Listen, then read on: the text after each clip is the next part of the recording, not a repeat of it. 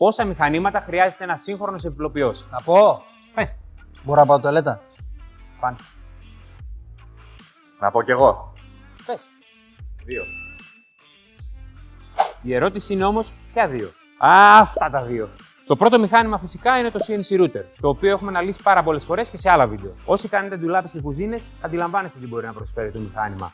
Νησιά, σκαλιέρα, καμπινέο, φάλτσο, κοπή, μεντεσέ και για τους μερακλείδες, ανάποδο μεντεσέ. Αυτά όμως τα έχουμε πει χιλιάδες φορές και σε άλλα βίντεο. Σε αυτό το βίντεο όμως θα δούμε το πάντρεμα των δύο μηχανημάτων, CNC Router και συγκολλητική περιθωρίων. Το πιο σημαντικό όλων είναι να έχεις αυτά τα δύο μηχανήματα. Αλλά τι γίνεται σε περίπτωση που αυτά τα δύο δεν συνεργάζονται μεταξύ τους? Μπροστά μας έχουμε τη συγκολλητική Premium της Isaac. Φυσικά έχει όλους τους απαραίτητους σταθμούς, όπως για παράδειγμα προπλάνες για μάτια, λάμπες, ψεκαστικά αντικολλητικά, post-forming, καθώς και πολλά άλλα όπως μπορείτε να δείτε από κάτω. Όλοι οι σταθμοί είναι διπλοί και αυτό συμβάλλει πάρα πολύ και στην ταχύτητα που μπορούμε να περάσουμε κομμάτια με 20 μέτρα το λεπτό, καθώς και στο τέλειο αποτέλεσμα. Το μεγάλο ατού όμως της συγκολλητικής Premium της Isaac είναι ότι μπορεί να αναγνωρίσει την κινησιά και το μεντεσέ. Άρα βάζεις ολόκληρο το φύλλο πάνω στο CNC και κάνεις όλες τις κατεργασίες. Στη συνέχεια περνάς το κομμάτι από τη συγκολλητική περιθωρίων της Isaac με κινησιά και μεντεσέ και έτσι έχεις το τέλειο αποτέλεσμα με σωστή ροή παραγωγής. Εσύ δουλεύεις τόσο παραγωγικά ή ζεις ακόμα στο μεσαίωνα? Γράψτε μου κάτω στα σχόλια.